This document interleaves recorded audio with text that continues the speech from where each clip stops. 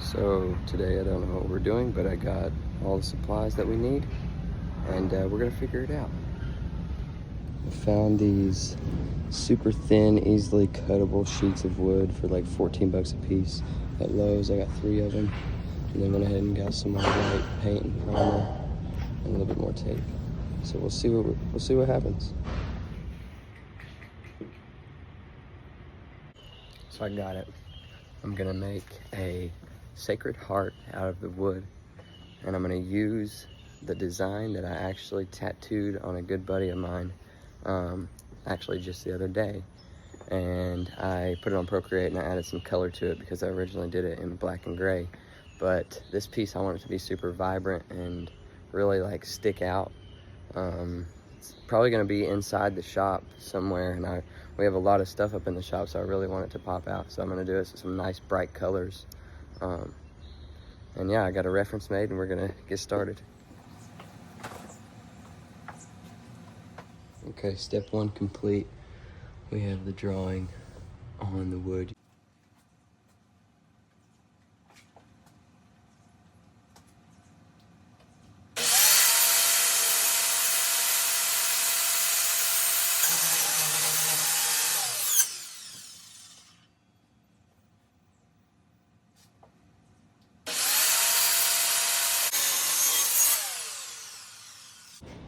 Alright, so made a huge mess. Got it all cut out, drawn on there. Had to redraw it because I had to use the underside of the cutting, so I had to flip the design, and then I had to use the underside of the cutting because the saw is just, the bottom side cuts clean, the top side cuts rough, and honestly the bottom side's not even that clean, so I had to take a bunch of little sander to it, and then I took my actual electric sander to it and kind of buffed it out a little bit. But honestly, not that bad. Was hoping for a lot cleaner, a lot better, but I'm just gonna have to get a different saw for that. So that's what we got so far. I refuse to give up on this thing. I'm gonna make it as cool as possible with the tools that I have. So we'll just see how it goes. Now on to the next step. I've already drawn the edges around that because I'm gonna have 2 layers of this wood. This is gonna be sitting on top of a layer of that, but I wanna have it cut out around the edges. So I'm gonna cut that out of there while I get some primer on here and let it dry.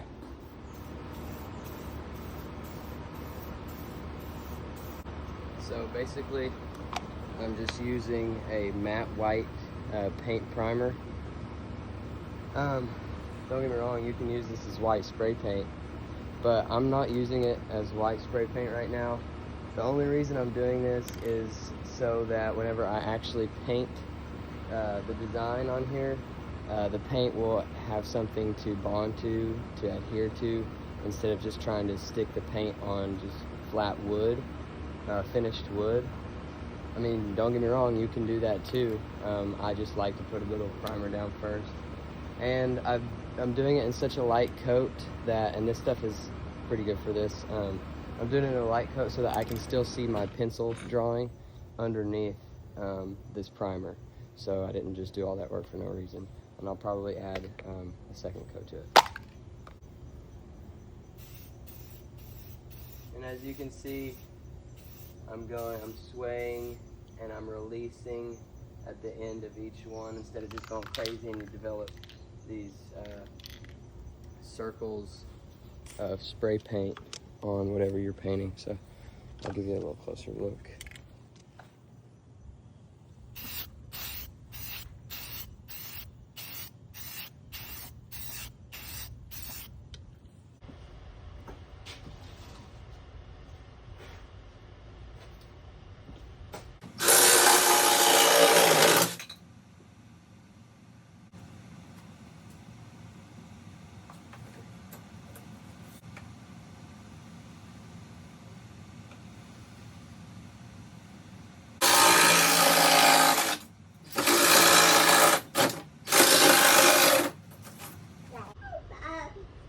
What do you think?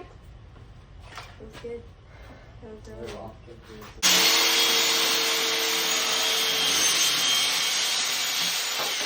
Okay,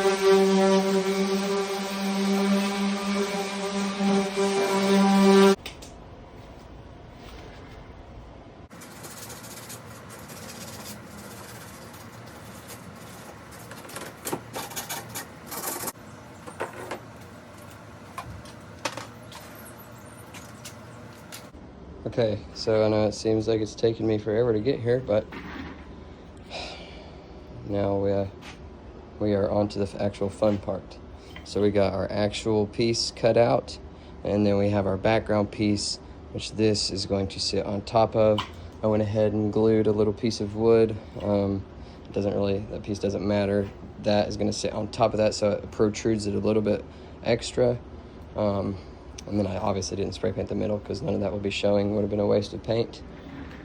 So now, this I think is the background color that I'm gonna run with.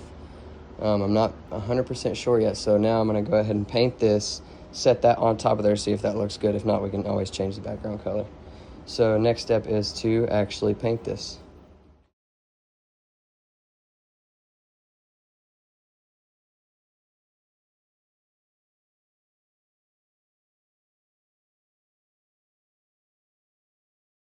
Okay, now most of the actual hard part is done. Getting the colors where the colors need to be. The hard thing about stuff like this, it's kind of like graffiti. You have to get all your colors in first, or your background first. You have to work back to front. So, you know, normally if you're drawing something like that, it's easy to just put things in as you get to them. But when you're doing a piece like this, you basically have to work layer by layer, bottom layer first, and then add layers on top of that until the very end you get all the colors in, then you black line it. Give it a good hard black line. And so that's at the point we're at right now. We have all the colors where the colors need to be. It still looks weird, but once the black lines go on there, it'll look super clean. Almost forgot, and this is really optional, but this blue has sort of a matte look to it, so I'm going to go ahead and hit this with a satin clear enamel spray just to give it a little bit of shine. And I'm also going to hit the other one after I finish lining with this as well before I glue them together.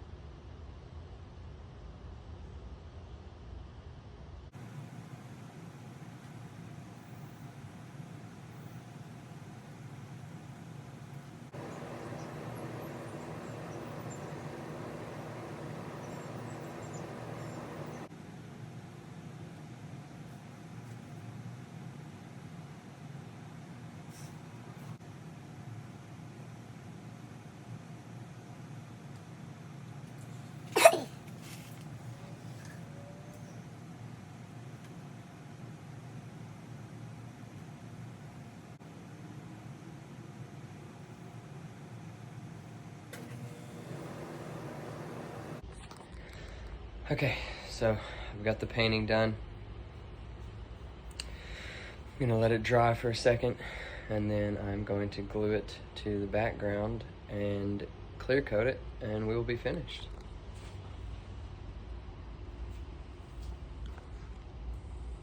A couple of final touches real quick.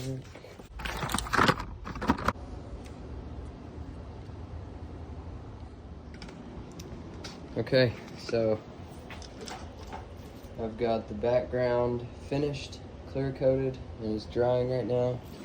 Now time to clear coat the actual piece.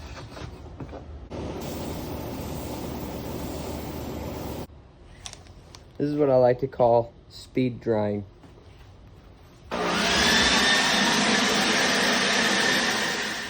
Okay, so I'm actually going to do one more step.